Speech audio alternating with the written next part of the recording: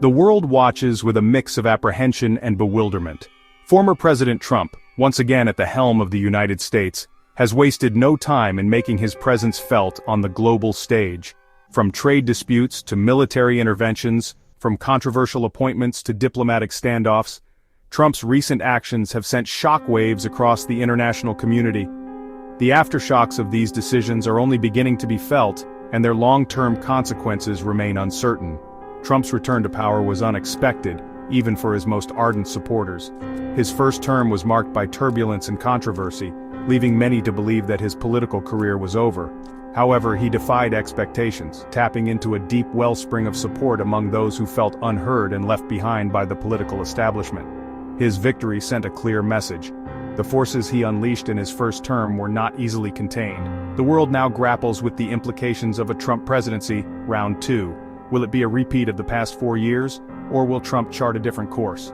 The early signs are not encouraging. His recent actions suggest a continuation of the same policies that characterized his first term: protectionism, unilateralism, and a disdain for international norms. The world holds its breath. The stakes are high, and the consequences of Trump's actions will reverberate for years to come. The question is, will these actions lead to greater instability and conflict, or will they somehow pave the way for a more peaceful and prosperous future? Only time will tell. In a move that has become all too familiar, Trump has once again resorted to tariffs as his weapon of choice in international trade. This time, 3 major economies find themselves in the crosshairs: Canada, Mexico, and China. Citing national security concerns, Trump has slapped tariffs on a wide range of goods imported from these countries, arguing that such measures are necessary to protect American jobs and industries. Canada and Mexico, America's closest neighbors and partners in the North American Free Trade Agreement, have been particularly targeted. Trump has long been critical of NAFTA, viewing it as a bad deal for the United States. He has repeatedly threatened to withdraw from the agreement altogether, using tariffs as leverage to renegotiate its terms in America's favor. Canada and Mexico have found themselves caught in the crossfire, forced to defend their interests and retaliate with tariffs of their own. China, the world's second-largest economy and America's biggest trading partner, has also been a frequent target of Trump's protectionist policies. Trump has accused China of unfair trade practices, intellectual property theft, and currency manipulation, using these allegations to justify a series of tariffs on Chinese goods. The ensuing trade war has had a significant impact on both economies, disrupting global supply chains and raising prices for consumers. The imposition of these tariffs has sent shockwaves through the global economy, raising fears of a full-blown trade war. While Trump has defended his actions as necessary to protect American interests, critics argue that they are counterproductive and will ultimately harm the very people they are intended to help. As the world watches with bated breath, the question remains: will these tariffs achieve their intended goals, or will they simply lead to further economic turmoil and geopolitical instability? The specter of a global trade war, a familiar and unwelcome ghost from Trump's first term, has returned to haunt the global economy. Experts warn that Trump's recent tariffs, far from being a negotiating tactic, represent a genuine threat to the interconnected web of global trade that has underpinned decades of economic growth. The potential consequences, they caution, are far-reaching and deeply concerning. The interconnectedness of the global economy is often touted as a strength, allowing countries to specialize in producing what they do best and trading with others for the rest. However, this interconnectedness also creates vulnerabilities. Disruptions in one part of the system can quickly ripple outwards, impacting businesses and consumers far removed from the initial source of the problem. This is precisely the danger posed by Trump's tariffs. A trade war, by its very nature, is a lose-lose situation. Tariffs, while intended to protect domestic industries, inevitably lead to higher prices for consumers and businesses. This can stifle economic growth, reduce consumer spending, and ultimately harm the very workers that tariffs are supposed to protect. Moreover, tariffs often invite retaliation from trading partners, leading to a vicious cycle of escalating trade barriers that can quickly spiral out of control. The potential for such a scenario is very real. Trump's tariffs have already elicited strong responses from Canada, Mexico, and China, all of which have announced retaliatory tariffs of their own. The longer these trade disputes drag on, the greater the risk of a full-blown trade war that could have devastating consequences for the global economy.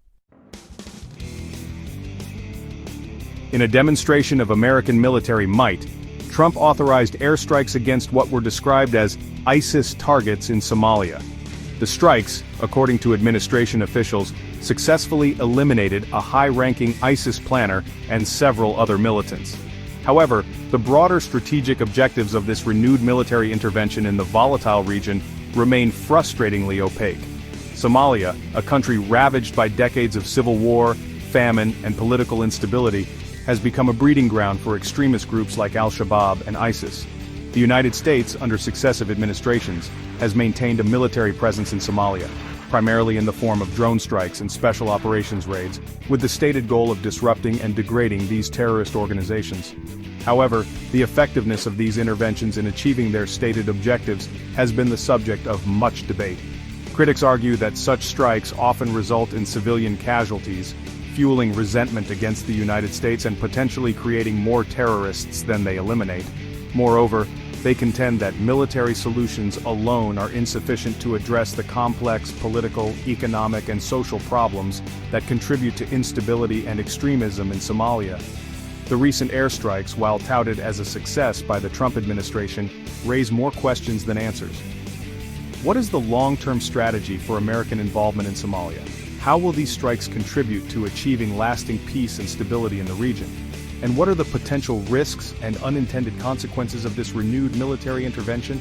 Without clear answers to these questions, the strikes appear as little more than a symbolic display of force, doing little to address the root causes of instability in Somalia and potentially exacerbating an already volatile situation.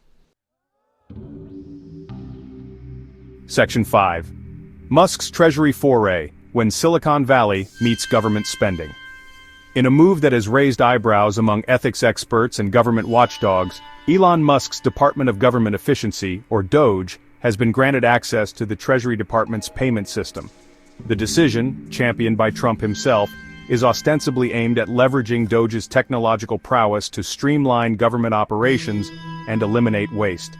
However, critics warn of potential conflicts of interest and the undue influence of private entities on public spending. Elon Musk, the billionaire entrepreneur behind Tesla and SpaceX, has long been a vocal advocate for government efficiency and the need to modernize outdated bureaucratic systems. DOGE, his brainchild, is envisioned as a private sector solution to these challenges, utilizing cutting-edge technology and data analysis to identify inefficiencies and optimize government spending. While the stated goals of DOGE are laudable, the decision to grant it access to the Treasury's payment system has set off alarm bells. Critics argue that DOGE's involvement in government spending creates a clear conflict of interest. As a private entity, DOGE's primary responsibility is to its shareholders, not to the American taxpayer. Granting it access to the Treasury's payment system raises concerns about whether DOGE will prioritize efficiency and cost-saving measures, or whether it will be tempted to steer government contracts and spending towards its own interests or those of its investors. Furthermore, the decision raises broader questions about the appropriate role of private entities in government operations.